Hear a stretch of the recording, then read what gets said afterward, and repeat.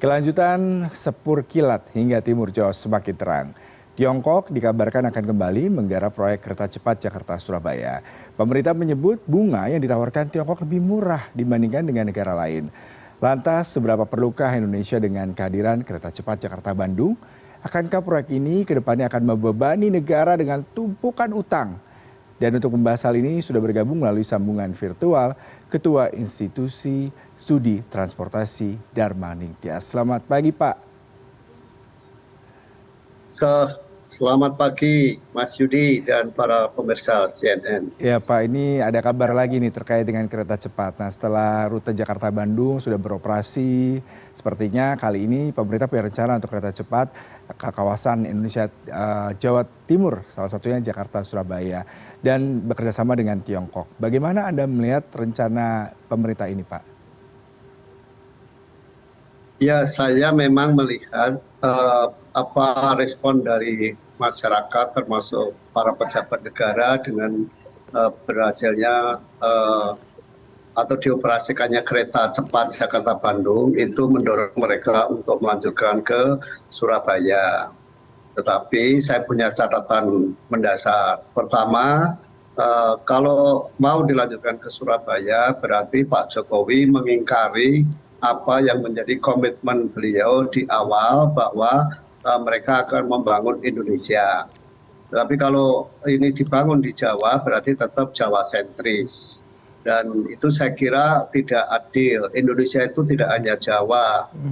Kalimantan juga memerlukan kereta api. Teman Papua juga memerlukan kereta api. Jadi daripada untuk membangun di Jawa lagi lebih baik dipakai untuk membangun di pulau-pulau yang cukup luas, tapi sampai hari ini belum punya moda kereta api.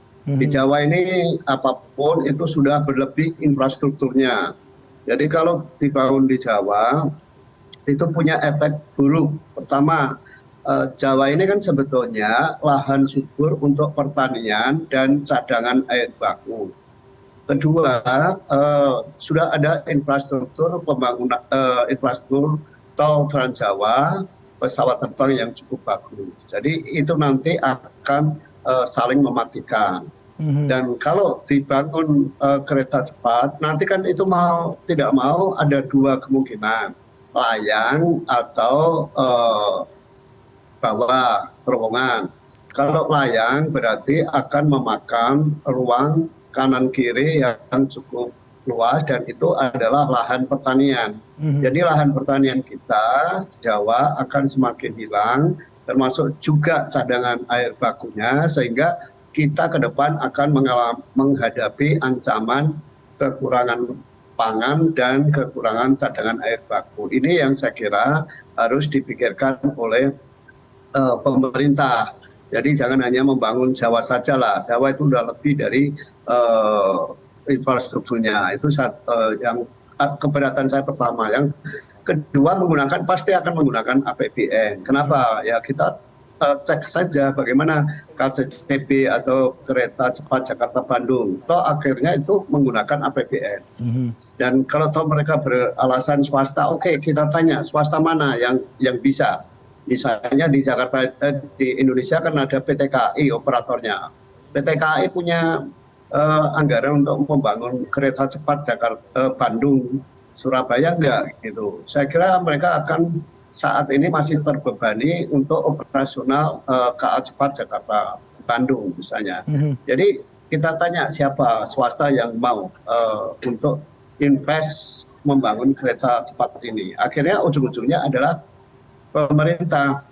Nah kalau ujung-ujungnya APBN dan kemudian itu difokuskan di Jawa, saya kira dari aspek kebangsaan kurang bagus lah. Jadi jangan sampai orang di luar Jawa sana berkomentar atau merasa dianaktirikan dikit-dikit Jawa. Itu catatan saya terhadap rencana pembangunan ini. Jadi kalau saya ditanya ya jujur aja saya termasuk orang yang tidak setuju.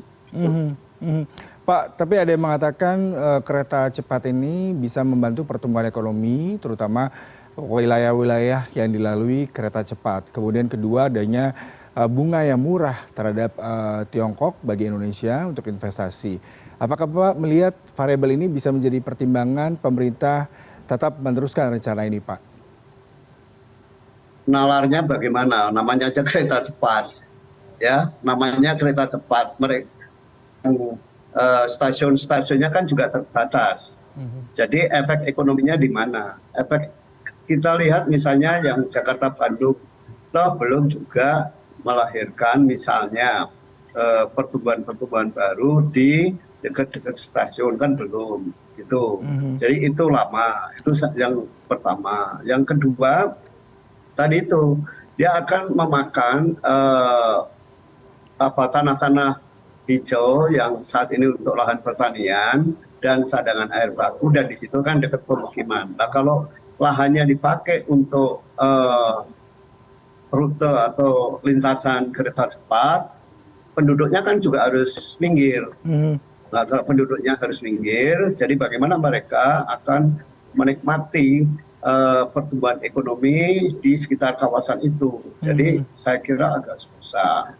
Kalau terkait dengan soal bunga, ya kita semua tahu lah, kebetulan saya ikut memonitor ya pemberitaan rencana pembangunan kereta cepat Jakarta Bandung dulu. Isunya kan sama sebetulnya, keberatan masyarakat soal penggunaan pinjaman dan sebagainya. Tetapi pinjaman meskipun itu bunganya rendah kan tetap harus dikembalikan.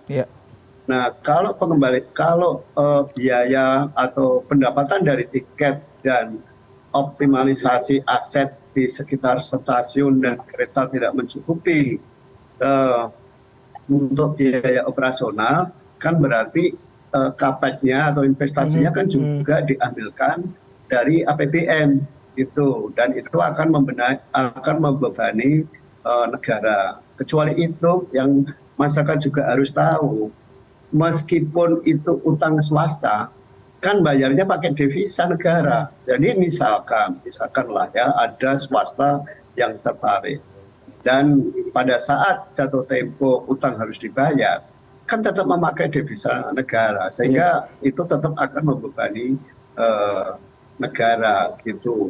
Jadi menurut saya ya kurang pas saja sih kalau utang negara dipakai untuk menumpuk infrastruktur di Jawa. Itu aja. Jadi intinya saya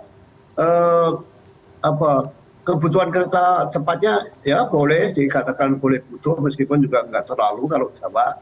Tetapi apakah yang memerlukan itu hanya di Jawa gitu loh?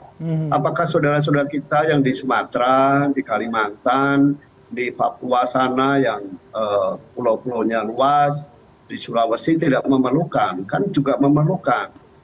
Jadi sementara di Jawa ini layanan kereta apinya sudah cukup baik lah, bandara-bandara udaranya juga sudah cukup baik, layanan bisnya juga sudah cukup baik. Kenapa harus menumpuk infrastruktur yang bagus-bagus di Jawa? Itu concern saya terhadap rencana pemerintah ini. Jadi pemerintah itu mikirnya jangan hanya Jawa saja gitu, tapi pikirkanlah daerah-daerah lain, pulau-pulau lain yang kira-kira layak untuk dibangun infrastruktur kereta api.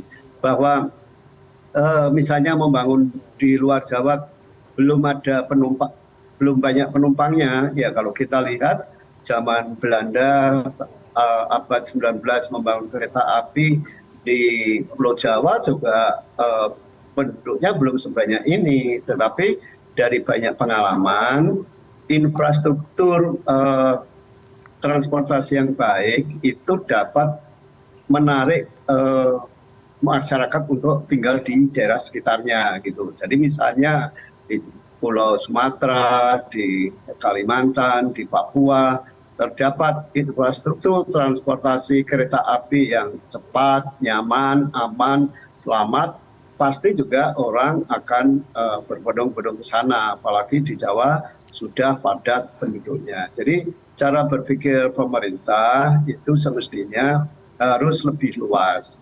Itu intinya kalau saya, bahwa Indonesia bukan hanya Jawa. Baik, Pak, ini terakhir singkat saja, apakah memang ini begitu urgent ya Pak? Mengingat pemerintah sepertinya sudah menggebu-gebu dengan salah satunya melakukan studi terkait dengan rencana pembangunan kereta cepat Jakarta-Surabaya ini Pak. Kalau bagi masyarakat sebetulnya sih nggak urgent ya, karena sudah ada itu tadi. Bandaranya sudah bagus-bagus, baik dari Jakarta ke Surabaya, Bandung, Surabaya, Jogja, Surabaya, semualah itu sudah bagus-bagus.